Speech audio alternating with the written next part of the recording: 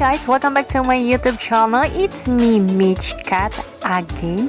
So, kung bago ka sa channel ko, please subscribe and click the bell button para updated ka sa mga video na susunod kong i-upload.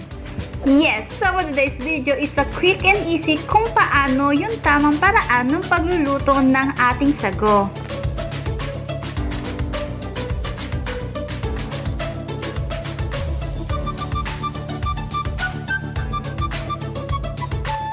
So ano pang hinihintay natin guys? Simulan na nating magluto ng sago in 3, 2, 1!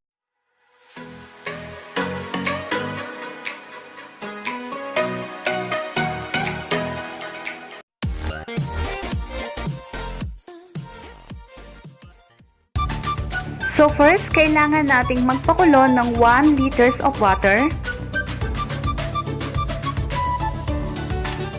So once na kumulo na yung tubig, pwede na nating ilagay yung ating ilulutong sago.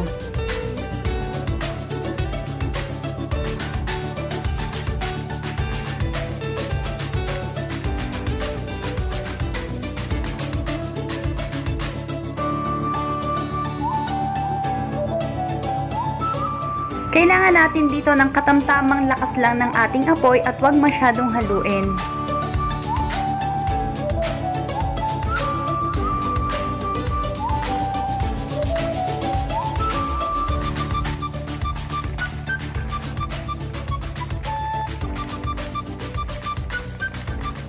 Pakuluan at hayaan lang maluto ang ating sago for about 30 minutes.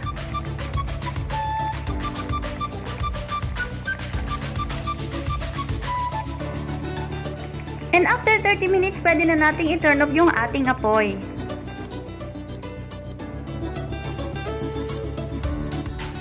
And let's sit for another 30 minutes para mababad yung ating sago.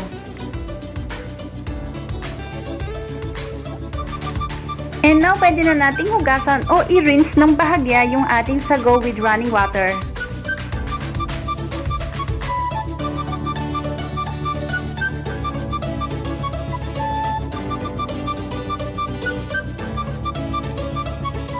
Salain natin at pwede na nating i-transfer sa ating malinis na container.